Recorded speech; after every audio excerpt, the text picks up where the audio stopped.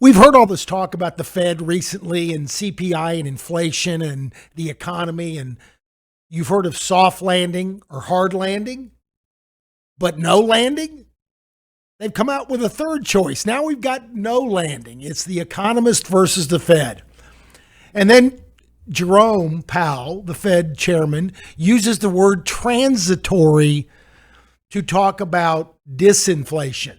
That's what their goal is now, disinflation, to bring down the inflation rate, to have inflation subside. They call that disinflation. And he used the word transitory. That's your narrative you're going with, Jerome? It seems like your PR department would forbid you from using that word transitory because inflation wasn't transitory and you guys missed the mark for 2 years. So what gives the people confidence that disinflation will also be transitory? I'm just saying, get out of thesaurus and pick a few different words, because that word, you burnt that one. That's done. Anyway, and speaking of narrative, we're going to talk about the perfect stock indicator. When to buy and when to sell, if only it were that easy, right? But what is it telling us now? What you should do and what you should not do. It might surprise you. And the average 401k went down 20% or more last year. Oof. No surprise there. And who's running for president? No, I'm not talking about Nikki Haley. No, I'm talking about the man himself. No, not Donald. Which man? Not Donald Trump, a.k.a. the Donald. It is none other than Vivek Ramaswami. Okay. I saw that. Yeah. Yeah. And he actually he's born here in America. He's American, and he's been very successful. Got a couple different businesses. Actually, Meryl, my office manager, told me that that name is actually from southern India, and his parents are from Kerala, which is very beautiful. But really, it's more about what he's doing here and what he's trying to do. And you'd be surprised at some of his ideas, because he's very against that ESG investing, that environmental, quote, woke investing, because it's he talks about that. So anyway, it's very interesting. And then to pass or to bypass. So I'm going to make a little clarification on something I talked about, the bypass for estate planning and stuff. We'll get into that. And the fiduciary rule for 401k rollovers to IRAs, the Department of Labor requirement, just got shot down by another judge. So now there's 2 judges saying this is not constitutional. And then we'll get to the mailbag, Don Ho and Team Revere, and we'll dig down into the markets. All right, so let's go into it real quick. I know that Ted's got to leave a little bit early, so we're going to get right into it, do a couple topics, and then I may actually throw it over to Don so we can hit Ted before he leaves. Now, no landing scenario. By the way, folks, all of the articles that I do and bring up, these topical things, are kind of fun and lightens the show a little bit, but it is some things that you have to be aware of. All of these articles are in the show notes, and you can go read them yourselves. That's right. Because I'm just doing a quick drive-by to get you the gist, the flavor of it. Okay, so this is titled "No Landing Scenario at Odds with Fed Goals." So economically speaking, bullish bets are mounting on a no landing scenario, which suggests, for those listening, I just did air quotes with my fingers, which suggests the economy will avoid recession entirely. No recession. Okay, and it says it considers a scenario where inflation doesn't actually cool while economic growth continues. I've got a question. Is it growth or is it inflation? And well, I mean, that's why you got to measure sales in units, not in dollar volume. Right. If you're measuring in dollar volume, you've got to adjust for inflation. You got to have adjust. So in other words, if your sales went up 5%, but inflation went up 8%, your cost, guess what? Your sales are down 3. You're not up 5. That's just cost went up. Okay, now, it says, in other words, the market is saying inflation will be significantly higher in a year's time than the Fed 2% target. Well, that's a no-brainer. Even though Arian said that, Fed hits their 2% target in a year, to do that, you will crush the economy. You will absolutely cause a massive recession. He's probably right on that, because you have to raise by another couple percent. Anyway, it says the Fed futures show the market expectation rate cuts start by mid-year to the terminal rate has shifted higher.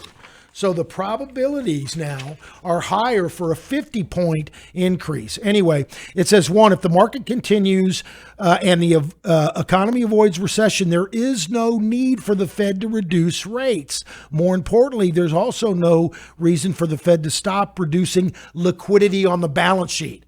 See, they can say we're not going to raise rates, but if they drain the free reserve, the excess reserves in the banking system, that'll raise rates on its own because the supply of money went down. Mm-hmm. Okay. Also, a no landing scenario gives Congress no reason to provide fiscal support to boost the economy to the money supply, meaning a bunch of big spending by Congress. Folks, don't get excited. That'll never happen. Congress is going to spend. They have one button, spend. They don't. They put a veto on the cut button. They just took it out. They removed it. They don't cut. They don't know what that is. They're not a family budget. Anyway, no, and so here are the problems. It says here's a problem with the no landing scenario. No landing does not make sense because it essentially means the economy continues to expand and it's part of an ongoing business cycle, and it's not an event. It's just ongoing growth. Doesn't that entail the Fed will have to raise rates more? Doesn't that increase the risk of a hard landing? In other words, isn't this circular reasoning? If you continue to have interest rates. The Fed funds futures are now priced. Now, this was written about a week ago. Michael, get ready. So the Fed futures are pricing in a 21% chance the Fed will raise rates by 50 points in March, not 25. Now, just recently, last time I looked, it was 27 or 28%, not 21. Michael, what is it now? So this morning we jumped to 40% actually, and now we're back down to 30%.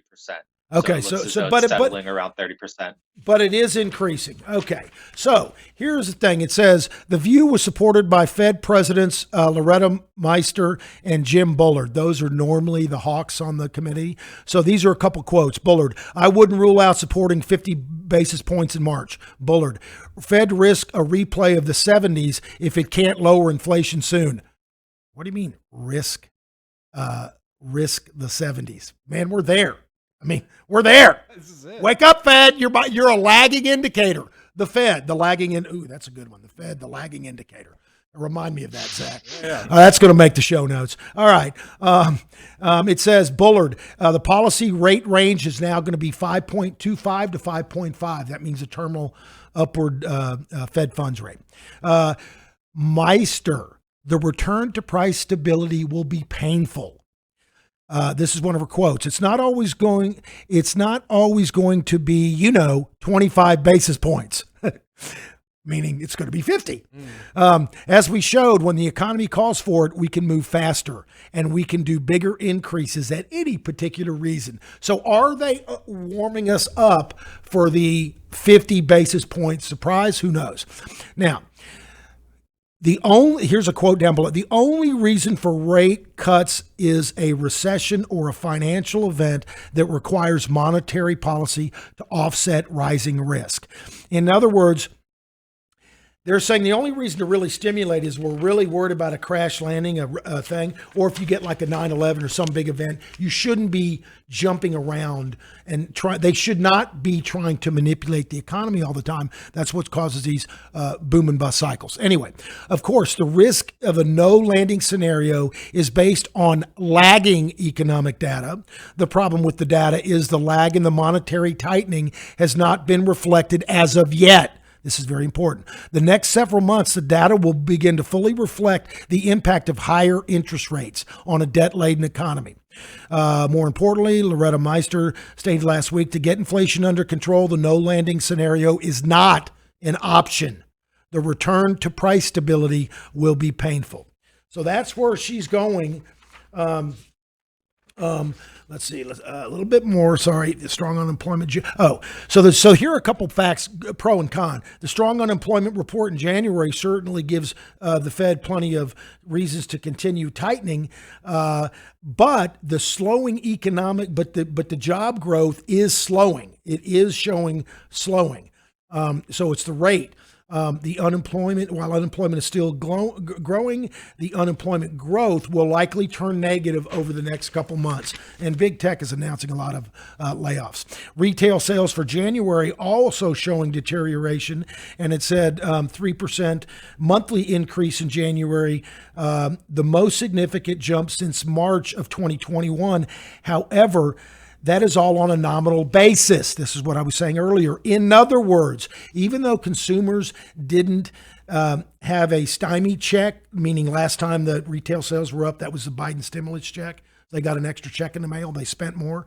That's when you had that pop. It said the boost to boost spending, they spent more to buy less on an inflation adjusted basis. That's why I'm saying you got to go to unit sales, not dollar sales. Okay. While most of the job recovery was hiring back employees that were let go, the surge in stimulus fueled retail sales will ultimately revert employment growth. So the bottom line is they're saying there's different scenarios, and here's a synopsis. The eventual reversion of the economic data to economic normality, there's a big word, will ultimately result in something vastly different than a no landing scenario. He's saying no matter what, it's going to be something, but it's not going to be a soft. It's either going to be hard or soft, but there's not going to be no landing. Okay. We think the bulls are misreading the tea leaves once again. The current no landing scenario does not make sense. It's at odds with the Fed's goal of combating inflation pressures. They are going to try to get inflation because they've already stated it. The outcome is likely not bullish for equities over the year. I don't disagree with that. Nobody really knows. The bulls are correct. The Feds will eventually cut rates. However, they will be doing so to offset the impact of reflationary drag. Such does not equate to higher equity prices. Markets must adjust for lower earnings. Be careful of the narrative you pick. Okay. So the bottom line is, what is the Fed's going to do? What do we need to do to get this inflation under control? Right? And how much pain are they willing to cause? That is going to be the key moving forward, and it's really the market's perception of that. Okay. All right. Now, speaking of narratives, I'm going to do this, and then I'm going to cut over to Don so we have time for those boys. Yeah. The perfect stock market indicator, right here. Perfect stock market. If you know this, you don't have to do anything else. This is it right here. This is it. This is a magic. Yeah. Okay. Find the magic indicator that reliably times market tops and bottoms. It says Wall Street spends billions of dollars a year trying to find it, but the tools have eluded even the greatest investment minds in history. He said the closest thing to such an indicator has been hiding in plain sight the whole time. He said, and making the simple terms and making a few simple trades off this indicator and ignoring everything else happening in the markets, you could beat the performance of many hedge fund managers. I don't know. Okay. Anyway, number one, ever read The Economist? The Economist is The Economist is one of the most widely read financial magazines in the world. It's been published weekly since 1843. Okay. But whenever they have a cover, they're normally wrong. So last summer it said Europe's winter peril. It said Europeans were literally going to be starving in the street. And this guy that's writing the article says, while I'm a European and my prices did go up or double or triple, I didn't freeze to death, so I'm good. But here is one of the things he looks at. He says, look, if you look at The Economist, it was talking about natural gas prices. Natural gas was on the cover of their thing, talking about how it was going to explode. It had already gone up, folks. By the time it came out on The Economist, it started dropping. Okay. Now, The Economist has on almost a supernatural ability to nail tops and bottoms of major trends, but not in a good way. The Economist writes a glowing cover story of certain assets of a country it's usually time to sell. So now they're showing two different pictures of Brazil, the economy of Brazil, 2009 and 2016. One was Brazil takes off. It says Brazil's about poised to take off. It already had a huge rally. And as soon as The Economist came out with that, a year later, Brazil was in the toilet and you lost a ton of money. And then it says Brazil's fall. That was the bottom. Okay. I'll give you a few others. The end of an oil age. This is also The Economist. October 2003. Just go pull up a chart of oil after October of 2003. I'll show it to you right here if you can see that. Yeah. So it's there is when they called it. Okay. And it says it's not just The Economist. Popular financial magazines tend to be ultimate contrarian indicators too. When Facebook IPO'd in 2012, Barron wasn't convinced its business model of selling internet ads was sustainable. So Barron's was saying Facebook, not worth it. Now this is if you're buying longer term and holding, but the whole point is, and we've talked about this a lot this last year, that financial periodicals, you're the cattle, Right. they're the roper, they're the cowboy, they're delivering you to market. You think you're the product. That's why they give you all these free subscriptions or cheap subscriptions. It doesn't even cover the paper they send you. It doesn't even cover their cost. They want to have a huge subscription base so they can sell advertising. All right. Did Fortune predict the housing crash? Americans were making money hand over fist flipping houses back in 2005. So Fortune called the real estate gold rush in the summer of 2005. Just a couple of years later, there it is again. Okay. When a CEO appears on the cover of Time magazine, it's time to dump their stock. Amazon, Jeff Bezos, Person of the Year, 1999. And they said, this is Amazon and tech stocks are the place to be. That was right before the tech wreck and right before Amazon fell over 90%. Time anointed Elon Musk the king in 2021. The beginning, or a little bit later in 2021. Since then, Tesla has gotten hammered. Okay. So then he gets a question. Stephen, aren't you just cherry picking examples? The Economist, Time, and other magazines published thousands of cover stories over the past 2 decades. Of course, not all of them would lead to money losing trades. However, so here's his answer. 2 Citibank analysts studied the magazine indicator and found most of the time it pays to bet against the journos. So you're better than 50-50 taking a contrarian view. The pair took roughly 50 Economist covers over the past 25 years. 68% of the covers were wrong. Okay. If you're setting up so it's basically saying if you're just doing on Economist covers, you did well. Why are magazine covers such a good contrarian indicator? Folks usually pay attention to an asset only after it has surged in price. By that time, it makes the front cover of a magazine. And then, there's not a whole lot of room for it to go higher. Now, it says, and don't forget, these journals are just doing their job. They're not investors. Most of the time, they write about what's hot in the market. So look, something pops, and they're going in to try to explain it. Of course. They're trying to explain the phenomena. Okay? So that's why I did that. Okay. So what are the 2 things The Economist is right now, the last 2 things they predict? Crypto's downfall. In other words, it's saying crypto's done, it's dead, it's over. Got Sam Bankman-Fried on the cover. I mean, I'm not a big crypto fan, but hey, if you're not right now, and America, big, green, and mean, the ESG investing. That's all the rage right now. They're pushing that. They want us ESG investing. But why? That's what you really need to know. Anyway, so that may be coming under pressure. Very quickly, we'll talk about Vivek Ramaswamy. He is against that ESG crusade investing. He said it's wrong. They got ulterior motives. It's all about the big, huge mega funds wanting to keep your money in their funds. And by the way, they're investing in all the dirty oil stocks and all those evil ones. In fact, they got a lot of lawsuits once everybody realized that.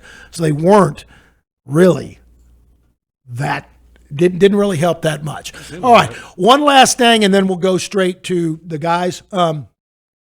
A couple of weeks ago, I was talking about to pass or bypass. Do you need a bypass clause in your will? And the Trump tax error things that are going to sunset in January of 2026. The bypass is not necessarily needed in your will or your revocable trust. You can automatically get it for right now. But as soon as January 1st, 2026 comes, that expires, and then you may need that. So when I have clients write wills or revocable trust, I have them insert that anyway. So then you don't have to go back to the lawyer and have them, because the lawyers write it for as it is right now, and because they want you to come back in 2 years. Right. So you got to keep updating it. Also, if your estate, just throwing out numbers, is $3 million, write it for it's like $6 million. Write it for 10 years from now. Don't write it for right now. So think about that. Sometimes lawyers don't use calculators. Again, so you got to come in. All right. With that said, again, folks, all these articles are on the show. We can talk about all those. Let's go straight to, we'll get to the mailbag after we do Don and Ted. Let's go right to Ted. Ted, you got update on breadth data? Yeah. So I'm going to talk about breadth again this week. So as of yesterday's close, the New York Stock Exchange net highs and net lows are barely holding on to net high readings. But this is a change versus previous pullbacks as we're continuing down today. Previous pullbacks, you can clearly see that net lows pour back into the markets. I think that one's a NASDAQ, Don, but I'll get to that in a second. Anyways, New York Stock Exchange is holding positive readings so far. We'll see what happens at the close today. And then for the NASDAQ, which is on the screen now, we did pierce into net low territory again. But as you can see, net lows are significantly less than previous pullbacks before in 2022. So that continues to be a good indication. However, if net lows continues to expand, then that's definitely a big red flag. Obviously, you got to couple that with price action of the indexes as well. Continue on for the percent of stocks above the 200-day simple moving average. For the S&P 500, we continue to stay strong in an uptrend and holding the 21 EMA. So I personally believe that as long as breadth stays strong and we don't have a huge collapse, we could probably continue to carve out something here. But with PCE today and the Fed continue their rate hiking plan and QT, we'll just have to see what transpires there. The NASDAQ percent of stocks today, similar story here with the S&P. We are still in the uptrend. 200 days is in the uptrend above the 50-day and 21 EMA. So that's still good. And then finally, NASI is the NASDAQ McClellan Summation Index and is one indicator I like to pay attention to. So on the chart, I have plotted the 10-day moving average. And then I recently added something called a parabolic SAR, and I just use the default settings that's on stock charts. And these two indicators on the chart show the trend. And if you look back in the last year, this indicator has actually done quite well in predicting market turns. And so this one actually hooked down in the beginning of February. So we took that indication and started trimming instead stocks or even cutting back laggards. That definitely could have saved you some money. That's it on this week on breadth. All right. We are teetering as some of these are rolling over. We're teetering right on the edge of the 200-day moving average today. After bouncing off the 50-day for a couple of days, we've given way today on the 200-day moving average. Let's go over to Mike next. Mike, what's on your agenda today? Okay. Not directly related to obviously breadth and things we just spoke about, but something I wanted to mention was I have heard a lot of talk of people that are interested in investing in Chinese stocks or foreign stocks, and something I wanted to mention that needs to be considered when you're looking at foreign stocks are the risks that are involved. And usually foreign stocks, when they're listed on the US, they're listed as something called ADRs, which stand for American Depository Shares. And what that means is that a bank is issuing those shares, but the shares are still listed in the foreign country, but it gives American investors access to it. So the problem with that is that there are three major risks that are involved in ADRs. Is the exchange rate risk. So that's the risk that the currency, you need to pay attention to the currency of that security. So if you're investing in Chinese stocks, the currency, the yuan, you have to look at how the yuan is doing against the US dollar. And an environment now where the dollar is rising, you've got higher interest rates, even if the business is doing well abroad, that impact of a higher dollar will make those securities cheaper in price. So you will see some negative weight on those, some negative pressure on those shares just due to currency risk.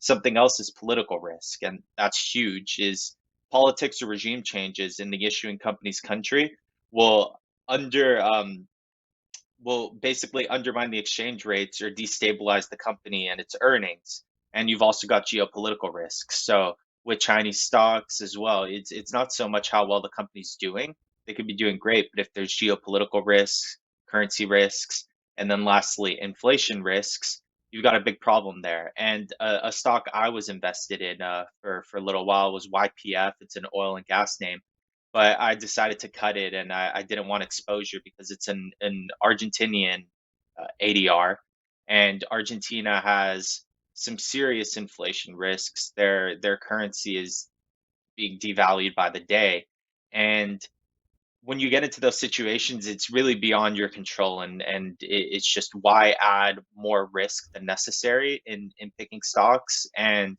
the chart can look great, everything can look fine, and then one day there could be a coup, or there could be runaway inflation that was unexpected, or just something in that. For example, what we saw in Turkey, a terrible earthquake, and a lot of Turkish stocks that have been doing well got crushed on an earthquake. So there's things beyond your control that just it's better, I would say, to invest in American companies and things that you have a little more understanding of how they work than in foreign stocks that are subject to so many risks. So when you're looking at foreign stocks, pay attention to the ADRs and have a look at those certain factors, and inform yourself on the currency risk and what's going on in the political system there. One thing I would like to add. So up till now, just recently, the international markets have kind of heated up a little bit Yeah. and have started to do well. But for the last few years, for quite a while now, the American economy, the American stock market has been the best. It's been the strongest. And so there's really no reason to even go overseas. In other words, if the American stock and bond market are paying you more than international, why would you even take that extra risk? Because Michael's right. You do have currency risk. You do have foreign exchange risk. Only just recently, with the international and emerging markets kind of heating up, has just like the periodicals start talking about it, they start writing about it now, and all of a sudden in the last month you've seen more articles come up about emerging markets, and you didn't see any articles about it for about a year and a half because they were just getting slaughtered, right? Nobody's talking about it. Right. So now all of a sudden it is. So is it a little bit too late? Here's another key. Michael's right. The currency is key. The dollar. Is the dollar getting stronger or weaker, especially relative to their currency? All right, enough said. Don? Yeah, I brought up a chart of VXUS. Zach, if you could show this. There you go. This is foreign developed nation stocks, and focus on this blue relative strength line.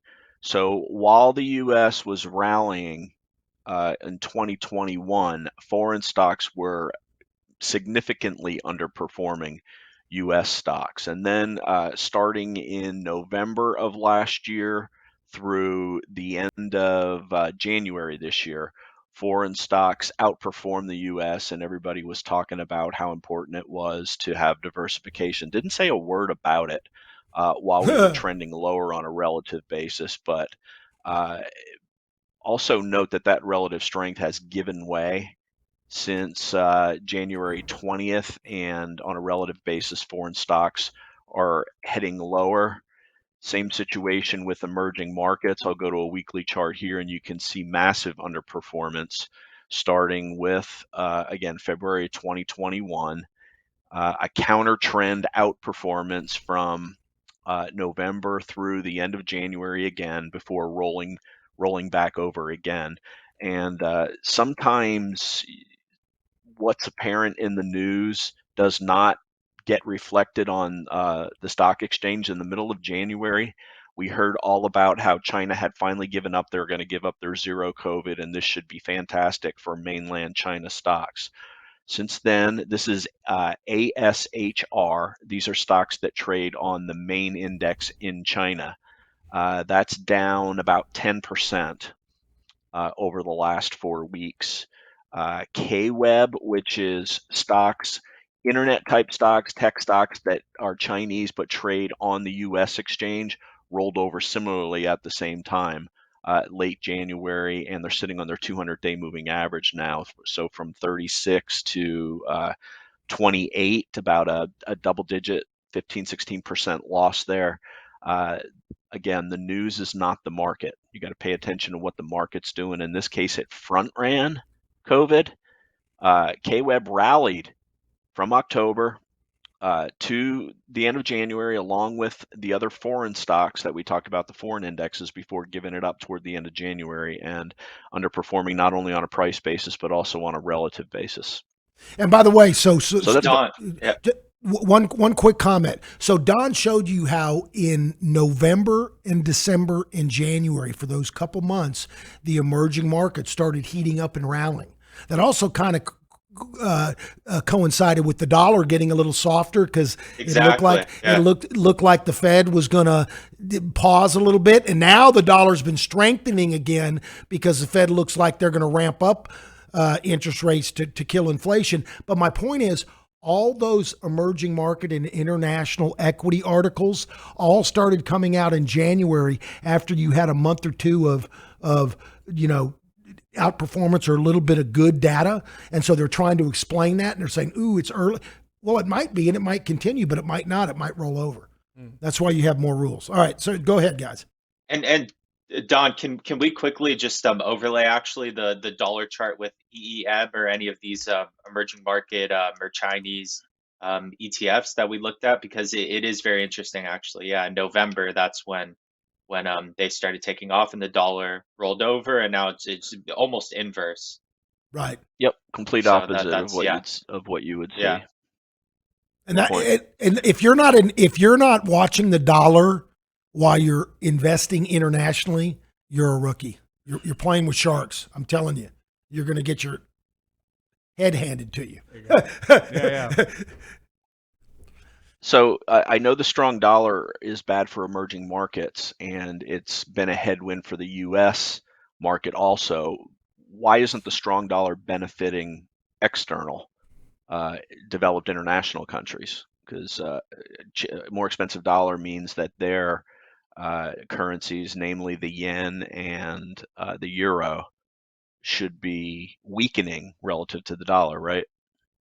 Yeah, the dollar is stronger against, yes, other relative currencies. That's exactly right. But that means that anything they buy, if they do it internally, if within your own country, it doesn't matter. You feel the inflation, you buy less, but it's really the relative basis you see. So if their currency is weakening, that means anything they buy from us is more expensive. It's harder to do. Okay? It's good for exporters. It's bad for importers. Okay? But it also causes fear in the markets, the inflation. All right. Thanks, Mike. Let's go over to Connor now. What do you got for us this week, Connor? So this week I just wanted to talk about, we've seen a decent pullback in the S&P over the last few weeks from the swing high. And I think what the team we're doing, and the best way to position yourself if the market rallies back, is you want to be in the stocks that have held up the best versus the market when it's pulling back. So, earlier this year, we saw a lot of these high beta growth names seeing very large moves off the lows, and it kind of goes hand in hand, because when the market pulls back, all these names are seeing a lot more severe pullbacks in the markets versus other leaders. So I think what I've been doing, and I know the team has, is we're trying to find the names that are holding up the best, and despite the market pulling back. So I have 5 names on my list that I think are holding up very well while the market pulls back. So I wanted to highlight them. The first one is ACLS. This one's, we've been talking about the strength in the semiconductor sector, and this one has just been doing very well. I mean, as you can see, the market's down over 200 points, but this has just had a minor pullback to the 21. And still, really, it's hard to get an entry in this one. It's gone pretty much straight up, and really the first couple pullbacks we've seen have been the first entry points. But if the market rebounds, I would like to think that these stocks would be the ones that lead the rebound as well, because they've held up the best. The next one is ELF. This one, again, we've been talking about all these earnings gappers, and this is another example of one. And it's held the gains very well after its earnings gap, and that's what you want to see. It's been riding the 8 EMA. It's pulling back a little bit today, but relative to the market, not much at all. So some of these names are kind of trading in their own league, and that can be really positive. Next one is TMDX.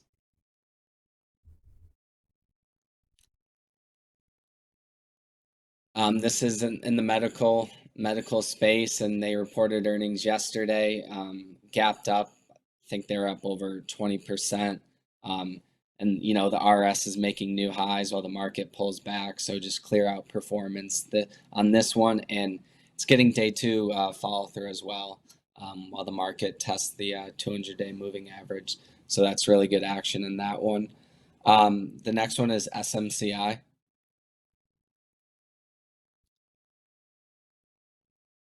Similar story to this one. I mean, this is I really like the company on this one. It came back to test the 21, had 3 straight red days, but after testing the 21, it's seen a really nice bounce, and this one's really trading in its own league as well. It's been acting really well, and I think these are the names that you want to keep on your watch list, because if market conditions improve, these can be true market leaders in the future.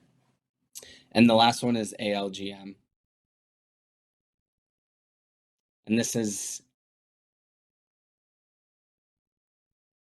this is another one in the semiconductor space. This one's seen a little pullback as well, but like I said, still holding up. And these are really the first spots to maybe get a small starter position, but it's still hard to say with so much uncertainty going on. But yeah, these are just 5 names that I keep on my watch list. I call it the Bates basket. Don gave some inspiration to that one. So these are names I'm just continuously monitoring and watching. No coincidence that 4 of those 5 are in the 21 over 21. Also, we're always have in a never-ending quest to find the stocks that are holding up the best and provide the best returns going forward when you get the market tailwind as opposed to the market headwinds that we've seen over the last couple of weeks. Thanks, Connor. 5 great names there. I mentioned ELF last night, and again, the relative strength line is your best friend. I mentioned in the video last night, the strength is revealed in the pullback, not necessarily in when you're going forward, because a rising tide lifts all boats. When the tide starts to come back, you find out which stocks aren't going to hold up and which ones are. One that's breaking down very clearly today is Mobileye, which had been a leader for a long time, strong breakout and run after its earnings report, but now selling off on double average volume, breaking the 21 today. Looks like it has a date with the 50-day moving average. But let's get back to the indexes. Two undercuts and reclaim of the 50-day moving average had us neutral to hopeful, by the end of yesterday's session. You always like to see a strong close in the market, but we woke up to a gap down. Then PCE inflation data came out at 8:30. It made the markets head lower. Right now, the 200-day moving average for the S&P 500 is at 3940. Our low of the day is 3943. This is as of 11:20 Eastern time on Friday, and we bounced a bit off there. The bad news is that after we broke the 21-day moving average earlier this week, we took some exposure off. Breaking the 50, if we end up, looks like we're not going to reclaim that, we'll be taking a little bit more exposure off, but it makes this 200-day moving average level even more critical. That also corresponds with 3950, which if you look at 60-minute chart was a critical level back here in January. 3950 acted as resistance as we were trying to go higher. At the beginning of January, we finally broke through it. We came back, broke it again, broke back up through it, tested it, and held it on January 25th, and the market went higher since then. And this is the level that we're sitting on right now, 3950-ish. So that, along with 3940 at the 200-day moving average, is kind of the goal line. The Bears are holding the ball, trying to get in. The Bulls have their defense on the field. They're stacked. Bears are trying to get a quarterback sneak into the end zone, break below 3940, and the Bulls are going to do everything that they can to hold it up. But again, if we get back below that 200-day moving average, which is just starting to flatten out, we know that that's our playbook here at Revere. Beneath the 200-day moving average, you're at risk for a severe pullback, and we'll be watching very closely then. As far as what market we're in now, we had the severe bear market last year. Early recovery is what we had seen starting late last year and through January. That shifted to a phase one bull market, which is either an early bull or a bear market rally. Looking right now like it was a bear market rally, we're in this pullback range, which means we pull back more than 4%. So these are different types of market classifications right now. We're headed towards this mild correction now that we're over more than 4%. And this is our expectations for the way we manage portfolios. There's times when we know we're going to underperform. There's times when we should outperform. There's times when we're kind of going to be in line. We're in the in line with the market right now phase, and that's our expectation, and that's kind of where we've been. But that could change. Very quickly. Sure, absolutely. I mean, if the market starts breaking down, we will quickly move to heavy cash position. Absolutely. So, and what you're saying right now, Don, just to clarify for the new people, you're saying right now we're right on resting on support, and this really longer term support, and this really has to hold. It does, and also testing the 200-day moving average on the NASDAQ 100 also. Reminder, the NASDAQ, the 50-day is still below the 200 because of this extreme period of underperformance from October all the way through the end of the year in the big NASDAQ 100 type stocks, which forced the NASDAQ to underperform. It's outperformed for most of January, kind of in line with the S&P recently, but also a key level there. So both the S&P and the NASDAQ 100, the QQQ, and the SPY sitting on their 200-day moving average, and today's lows are critical. So we'll see what brings by the end of the day. I'll update it all in the Big Show video, which I'll do after the close today, including an updated 21 over 21 list. Make sure you check that out tonight or this weekend. And that's it, Dan. All right. Thanks, Don. Listen, folks, if you like what you heard, tell a friend, tell a neighbor. Just tell them to revereasset.com. They can go up into the right-hand corner of the website, and there's a subscribe button. They can just put their name and email address in. We won't reach out to them or spam them in any way. It's up to them to reach out to us. Oh, we forgot to do the mailbag. We got to do the mailbag real quick. I was wondering if you were thank you. Sorry about that. The soft folks, outro. I'll take that back. Hang on. We're producing on the fly. Of course. All right. So, sorry about that. This is very important. Hi, Don. Thanks again for your time yesterday. A couple of follow-up questions I didn't get to. No rush on reply, or you can just put it in the mailbag on Friday's show. Here goes. 1. When you're in a leveraged ETF for an extended period, does the decay of its price correlation with the underlying index bother you at all? I kind of learned the hard way when I stayed in 3 times SPXL for a few weeks that it means 3 times the S&P 500. It didn't go my way at first, but I stayed in it. By the time things turned around and SPX returned to the price level where I bought SPXL was still showing a considerable deficit, the leverage, substantial decay. Not sure if this is right, but I've heard it's called Contango. Is this a concern for you when you used 2 times leverage ETFs in order to reduce portfolio percentage allocation for an index? As you discussed a couple of days ago, Friday, it might have been the Monte Carlo show. Okay. Second question. I wanted an idea. I also wanted an idea how you react to the rapid declines during the COVID bear market, quick drawdown March 2022, and then the fast recovery. Did you get caught in the headlights in a situation like that? What about the crash? What about in a crash situation like 1929? Have you ever gamed that out?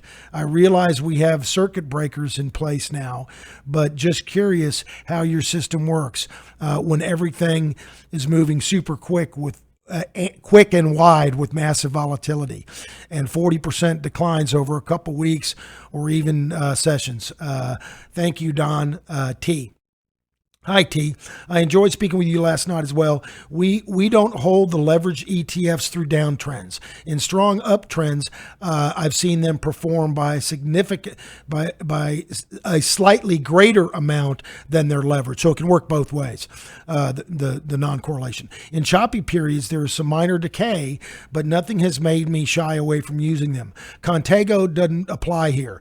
That is for commodity-based ETFs. Okay, second question. We did a good job getting out in COVID by following our 3 time frame approach. Our loss was high single digits versus the 30s in the S&P. In a rapid circuit breaker market, we would be selling and or hedging to reduce risk. These types of sell-offs usually appear when the market is already unhealthy, so our exposure should already be reduced. This was the case with our flash crash. We already had broken the 21 EMA and 50-day simple moving average, so under our rules, our exposure should be around half of the markets. Let me know if you have any other questions. Don. And then I added, this is on an email exchange. I would like to add that we peeled off layers and as we saw the internals deteriorate, advanced decline line, distribution days, etc. So you take money off in layers. You just don't go all in and all out in one day. And it got, as the market got worse and was rolling over. Also, the same person asked me about loss harvesting, so I wanted to go over the rules that you would do every year if you do pie charts or asset allocation. Revere does it automatically. So he was also asking me about loss harvesting and should you do that. Folks, if you've got a place where you're at the end of every year, if you're kind of like a buy and hold or you're got losses, you should always book material losses probably in late November, because if those stocks have losses already, more people are going to do loss harvesting at the end. More retail investors wait till mid-December to do their loss harvesting right before Christmas or right after. And then those stocks that you have losses in, so do a lot of other people, they went down. And so it may get worse. So normally you do want to do your loss harvest a little bit early, but the only reason you would not book a material loss is if you thought it was going to go up more than 20% in 31 days when you can buy the same stock back. Okay. Guess what? We don't buy stocks that go up 20% in 30 days consistently. It happens occasionally, but not very often. I wish it was that easy, right? And so I know I'm going to get that tax alpha. So why wouldn't I? And if you really like that space, that particular sector, You could buy Merck and sell Pfizer, or buy Nvidia and sell Intel, or whatever it is. You could do a swap, or you could use an ETF. Point being is you'll really get a big bang for your buck. Now, second thing, with Revere, because we keep our losses small, I mean, we have stops on our stuff. We don't use physical stops. The market makers know where they are, and they rape retail investors on that. But we use alerts, and when we get an alert, then we put in the proper market order, the right type of order. But we're gonna limit losses. So we've already done a bunch of loss harvesting ongoing during the year. Because anything we don't let them break out to big losses. So we've got cumulative losses. So we don't have to do a lot of loss harvesting during the end of the year. But if you're more passive, you need to do that. That's very important. The only other thing I would like to add is with those leveraged ETFs, T, you're right. They do have decay. You don't want to, they're not made to buy and hold long term. Okay, they're taking a direction, and especially if the direction changes, they reset daily. So if you go down, down, down, and you lose, remember, if you lose 10%, you need 11.1 to get back even. If you lose 25%, you need 37.5 to get back even. If you lose 50%, you need 100% to get back even. So that leveraged ETF loses more then a single ETF loses 3 times as much. And then on the snapback, you need more to get back even. But they also do the daily reset. So there is a little with the leveraged and inverse leveraged ETFs. Over time, there's a little bit of tracking here. But it still is a great tool, especially for short-term hedging or trying to make money if you think the market's going to go down, or even up and adding exposure. But we don't hold them for the long term. All right, moving on. And this is another comment. Your interview with Moglen was fantastic at such a critical time, too, at the beginning of the 2022 bear. Had I been directed to the interview first, you would have saved, I would have saved you having a one-on-one with me last night. That's Don. The whole interview resonates and was pretty tuned, So let me try that again. The whole interview resonates like a perfectly tuned instrument. Thanks for pointing me to that. Folks, if you have not watched Don Vandenbord, Richard Moglen's interview with Trader Lion, send me an email and I'll send the link to you. It is awesome. Don literally takes an hour and 20, 30 minutes and goes over all kinds of different portfolio strategies and things you can do. So if you're a stock nerd, you'll want to watch this. Okay. And then lastly, you guys said to send any tickers and you'd offer your opinions. So here goes. I've been looking at the High-Dividend ETF, JP Morgan, JEPI, right? JEPI. Seems like share price does not move much with much volatility, but the dividend is up around 11 to 12%. Consistently annualized performance over 13%. If it's got a 12% dividend, that's a measure of risk. Apple does not have to pay a very high dividend because it's very safe. It's just like investment grade bonds, okay? Versus high yield or junk bonds. You know the old adage, the old joke in Wall Street? What's the difference between a high yield bond and a junk bond? Nothing. A high yield bond is when the guy's trying to sell it to you, the broker. A junk bond is when he's trying to make you sell it so he can sell you his stuff. You transfer it in with it in. Because in brokers, it's the changing of the investment business, not the investment business. If they don't buy their products for you with their commission schedules, they don't make any money. We don't have any of those conflicts at Revere. We don't make any money off any products. Anyway, so I did hear a podcast from the High Dividend Opportunity guy, Scott Kaufman, who poo-pooed JEPI, saying, beware of it. But I've also heard positive views. Who knows? Everyone has a sales-driven agenda these days, even over at Seeking Alpha. Oh yeah, Seeking Alpha. Yeah, you got to worry about who you're reading on Seeking Alpha, because that's amalgamation of a whole bunch of different authors, and each author has their own agenda. So yes, you got to be careful. All right, Don, what are your thoughts on that dividend ETF? The reason why the dividend is so high is because they pull from capital appreciation and pay it out as dividends.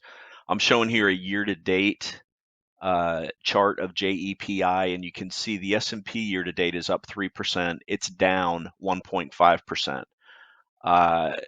So it's lagging. I don't think that they've paid out any dividends yet, but they must be holding them. But that's a 4.5% swing.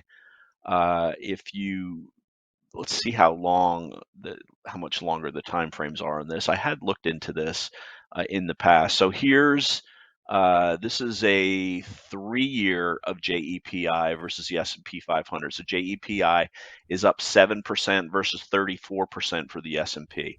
So what's happening is they've paid out the dividend over 3 years. So let's assume the dividend, I don't know what the dividend was consistently for the last couple of years, but the bottom line is between the dividend and what the S&P does is you're basically going to break even.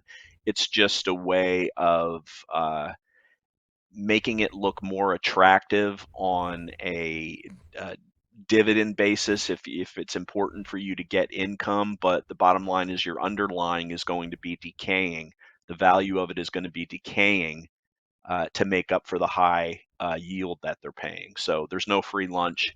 It's just a way of, it's just a different way. And it's something that you say all the time, Dan, that you can either pull income out as capital appreciation or as dividends, but the bottom line is net, it's really not that much different at the end of the day. Yeah, yeah. And whether it's a capital gain or qualified dividend, the same tax rate. Now, one other thing. So there's a lot of REITs, real estate companies, that don't actually invest in the actual real estate. They actually push paper around. They do the mortgaging and the financing, and they finance the deals, right? And so they get investors to buy in, and so you're helping create these big pools of mortgage-backed paper, and they can dice them up, and basically they cut them up into do different things, floaters and inverse floaters. And I don't want to get too complicated, but that's kind of what blew up the system in 2008 with the real estate crisis and all that mortgage paper. But a lot of that mortgage paper, they'll borrow and lever up. They'll go into margin and they'll borrow on it. And so that's another way not on this one I'm saying, but that's another way they can leverage up the return. So you can get a 12, 15, even 18% yield. The problem is, as soon as interest rates go up and mortgage refi slow down considerably, and all of a sudden that paper dries up, they get in a squeeze, and that thing can lose 30, 40% of its value. Those things will get just taken to the woodshed. So that high dividend, you still got to watch the price carefully, because if it starts to break down, some of those, they'll break down bigly. All right, folks, listen, now I'm going to go to the outro unless anybody else has anything to add. Folks, listen, if you like what you heard, please tell a friend, tell a neighbor. Just send them to revereasset.com. Up in the upper right-hand corner, there's a subscribe button. They can put their name in and their email. We won't spam them in any way. It's up to them to reach out to us, and they can reach out for a complimentary portfolio review. They can, by the way, there's a contact us button next to the subscribe button if you want to shoot me an email or a question for the show. We can do a complimentary portfolio review. We can talk about a topic on the air, or if you just have questions or comments, feel free to reach out to us. But our daily market insight video, Don does a video every night the market's open, and we do this podcast on Friday morning. And by the way, this will be delivered in your inbox tomorrow morning. Now, if you go to YouTube and you just go to Revere, just search Revere Asset. That's it. Revere Asset, hit subscribe. Zach will have this thing done within an hour, and you'll have it by 1 Central Time before the market closes. If you get it that way. Okay. You can also email any of us, Dan@revereasset.com, Don@revereasset.com, Michael, Ted, or Connor at revereasset.com. And you can call us old school at 855 Real Wealth. Have a good weekend. Stay safe, and we'll talk to you next week on your money. Because it's not how much you make in the markets, it's how much of that you can keep.